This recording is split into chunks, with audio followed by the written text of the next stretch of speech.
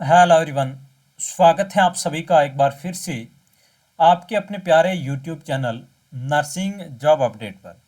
जी हाँ दोस्तों, आज की आपकी क्लास 33 नंबर रहने वाली है। 32 क्लासेज ऑलरेडी हमने डिस्कस कर ली हैं, आप सभी को पता है, जिसमें दोस्तों बहुत बेहतरीन कंटेंट हमने डिलीवर किया है आप तक, जिसमें ओबीजी के की पॉइंट हम डिस्कस कर रहे थे। तो आज की आपकी क्लास नंबर यहाँ पे रहने वाली है 33। क्लियर चीज़ है। 32 क्लासेज ऑलरेडी हमने डिस्कस कर ली है, 33 नंबर आज की क्लास रहने वाली है, जिसमें दोस्तों ऑप्स गैनिक के बहुत बेहतरीन की पॉइंट हम डिस्कस करने वाले हैं। तो क्लास को लास्ट तक जरूर देखें। चैनल पे यदि आप फर्स्ट बार विजिट कर रहे हैं तो दोस्तों आपके अपने प्यारे यूट्यूब चैनल को सब्सक्राइब करके बेल घंटी आ रही पास में, उसको ऑल पे प्रेस कर लें ताकि आने वाले वीडियोस के नोटिफिकेशन भी आपको टाइम टू टाइम मिलते रहेंगे। चलिए दोस्तों, बिना टाइम वेस्ट के आज के सेशन को कैरी ऑन करते हैं। आज के सेशन का फर्स्ट की पॉइंट रहने वाला है कि total weight gain for a healthy woman during pregnancy is average 11 KG. जी हाँ दोस्तों, यहाँ पे बताया गया कि एवरेज प्रेगनेंसी के अंदर टोटल कितना वेट गेन करती है एक प्रेग्नेंट वुमन, तो 11 केजी वेट गेन करती है। क्लियर चीज है। अब दोस्तों बात करें कि अलग अलग ट्राइमेस्टर वाइज कितना वेट गेन करती है प्रेग्नेंट वुमन। फर्स्ट ट्राइमेस्टर की बात करें तो यहाँ पे वेट गेन करेगा 1 केजी, फीमेल वेट गेन करती है। सेकेंड ट्राइमेस्टर की बात करें तो 5 केजी, और वहीं बात करें आपका थर्ड और सेकेंड ट्राइमेस्टर दोनों में 5 केजी वेट गेन करेगी। तो यहाँ पे बात करें टोटल कितना हो गया 1 केजी फर्स्ट ट्राइमेस्टर में, सेकेंड में 5 केजी और थर्ड में भी 5 KG, total 11 KG weight gain करती है प्रेग्नेंट वुमन।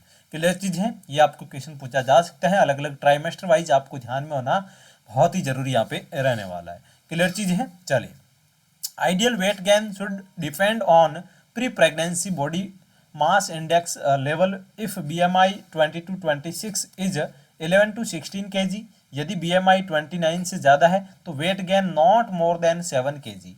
यदि बीएमआई आपकी 19 से कम है तो गेन करेगा वेट कितना 18 केजी। क्लियर चीज है। तो यहाँ पे मेंशन कर रखा है कि यदि आपका बीएमआई 20 से लेके 26 है तो कहीं ना कहीं कितने केजी वेट गेन करेगी 11 से लेके 16 केजी। यदि बीएमआई 29 से ज़्यादा है तो कहीं ना कहीं वेट है वो ज़्यादा वेट गेन नहीं होगा, 7 केजी से ज़्यादा यहाँ पे वेट गेन नहीं होगा। यदि 19 से कम बीएमआई देखने को मिल रही है एक प्रेग्नेंट वुमन के अंदर, दैट मीन्स यहाँ पे वेट है वो ज़्यादा गेन करेगी। 18 केजी कहीं ना कहीं उसके अंदर ज़्यादा वेट गेन देखने को मिलेगा इन ड्यूरिंग प्रेगनेंसी ट्राइमेस्टर के हिसाब से।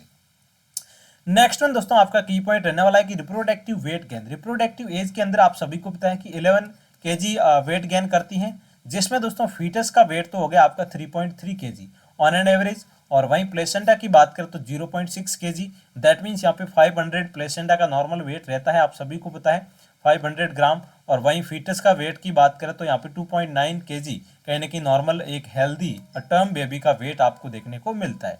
तो यहाँ पे फीटस का वेट 3.3 केजी रहता है 11 केजी में से, प्लेसेंटा का 0.6 हो गया। और नेक्स्ट वन एम्यूनिटिक फ्लूइड की बात करें तो 0.8। एम्यूनिटिक फ्लूइड आप सभी को पता है कि नॉर्मल कितना देखने को मिलता है 800 से लेके 1000 या फिर 900 कहीं ना कहीं ml आपको एम्यूनिटिक फ्लूइड देखने को मिलता है। क्लियर चीज है। वहीं यूट्रस का वेट कितना हो गया 0.9 केजी। ब्रेस्ट का वेट का बात करें तो 4 केजी, दैट मीन्स यहाँ पे 400 ग्राम देखने को मिलता है। एवरी की बात करें तो यहाँ पे 200 + 200। क्लियर चीज है। ग्राम के अंदर बात करें तो नॉर्मली टोटल वेट की बात करें तो 6 केजी यहाँ पे देखने को मिलेगा।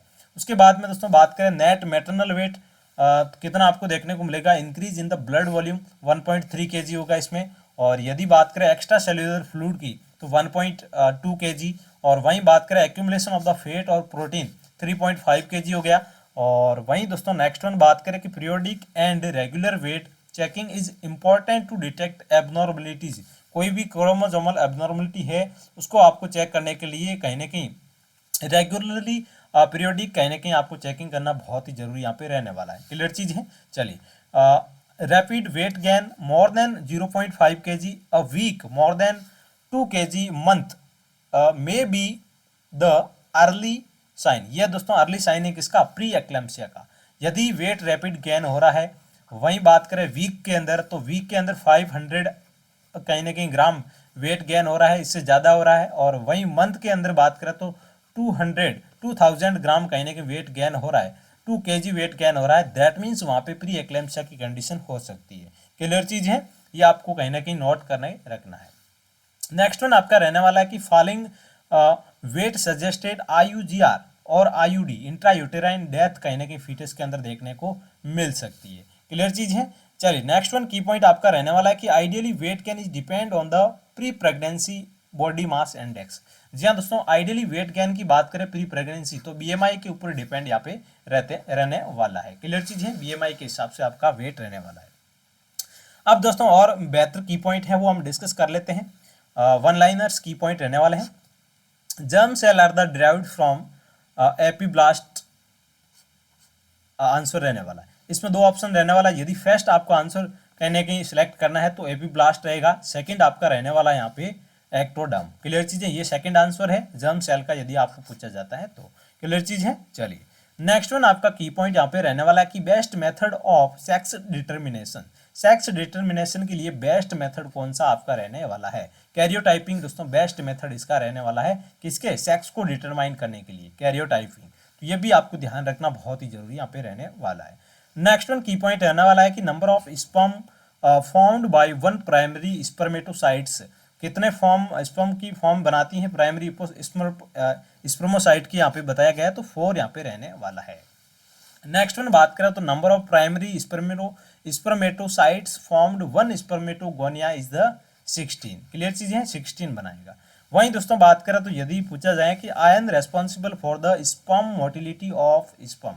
जी हाँ दोस्तों, स्पर्म की मोटिलिटी के लिए कौन सा आयन यहाँ पे रेस्पॉन्सिबल दोस्तों रहने वाला? तो कैल्शियम आयन है दोस्तों। किसके लिए रेस्पॉन्सिबल रहने वाला है? स्पर्म की मोटिलिटी के लिए, स्पर्म की गति के लिए कहीं ना कहीं आपका कैल्शियम है वो कहीं ना कहीं इसके लिए रहने वाला है रेस्पॉन्सिबल। क्लियर चीज। चलिए gene responsible for the sperm motility कौन सा रहने वाला है? जीन की बात करें तो कैस्पर जीन आपका रहने वाला है स्पर्म की मोटिलिटी के लिए रेस्पॉन्सिबल। क्लियर चीज है। चलिए testosterone decrease LH luteinizing hormone and follicular stimulating hormone, इन दोनों को कहीं ना कहीं टेस्टोस्टेरोन डिक्रीज करता है। मेनली ये रेस्पॉन्सिबल रहने वाला है आपका स्पर्मेटोजेनेसिस के लिए रेस्पॉन्सिबल रहने वाला है। चलिए नेक्स्ट वन आपका की पॉइंट रहने वाला है कि maximum number of the oocytes in the ovary at 20 week पे मैक्सिमम नंबर आपको देखने को मिलते हैं oocyte के।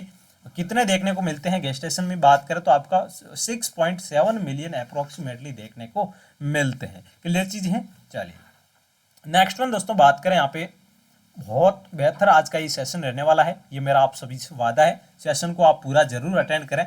यदि आप चैनल पे फर्स्ट बार विजिट कर रहे हैं तो दोस्तों चैनल को सब्सक्राइब जरूर करें और बेल घंटी के निशान को ऑल पे प्रेस कर लें ताकि आने वाले अपकमिंग हर एक इंपॉर्टेंट क्लास या फिर कोई वैकेंसी का नोटिफिकेशन हो सबसे पहले सबसे क्विक आप तक नोटिफिकेशन पहुंचे। क्लियर चीज है। चलिए all primary oocyte are the arrested in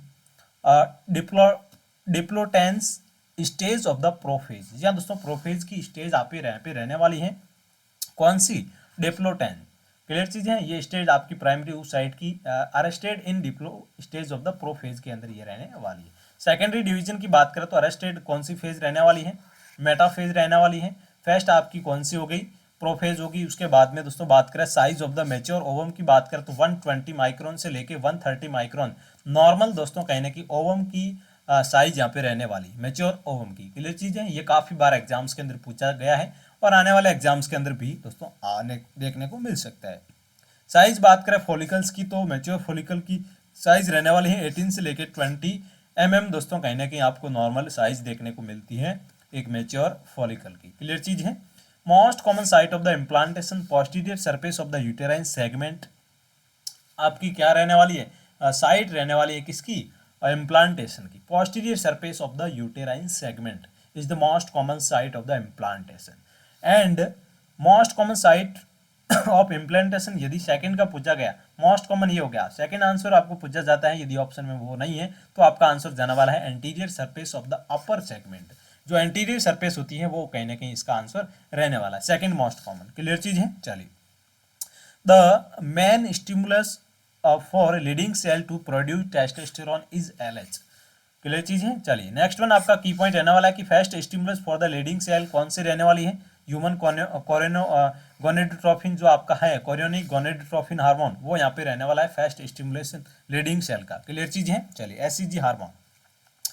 placenta formation begins by the 6th week and complete by the 14 to 15 weeks पे कहीं ना कहीं कंप्लीट हो जाता है। वहीं प्लेसेंटा की हमने बात करी कि स्टार्ट कब हो जाता है, बिगिन फॉर्मेशन इसका 6 वीक पे हो जाता है। कंप्लीट की बात करें तो 14 से लेके 15 वीक पे कहीं ना कहीं प्लेसेंटा कंप्लीट फॉर्म हो जाता है। क्लियर चीज है। चलिए, for placenta localised USG is done at the third trimester. जहाँ दोस्तों प्लेसेंटा के लिए यूएजी करते हैं वो कब डन करते हैं, बात करें तो यहाँ पे थर्ड ट्राइमेस्टर के अंदर करते हैं। चलिए, नेक्स्ट वन की पॉइंट आपका यहाँ पे रहने वाला है कि a term placenta has following characteristics, no syncytiotrophoblast, सिंसाइटियो trophoblast.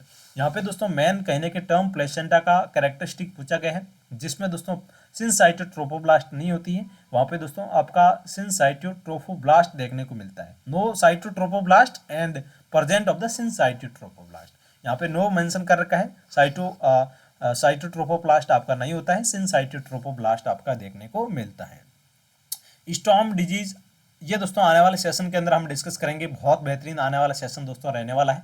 तो दोस्तों आज की सेशन को अपन यहीं विराम देते हैं। ओबीजी की बहुत बेहतरीन की पॉइंट हम आने वाले क्लासेस के अंदर भी डिस्कस करने वाले हैं।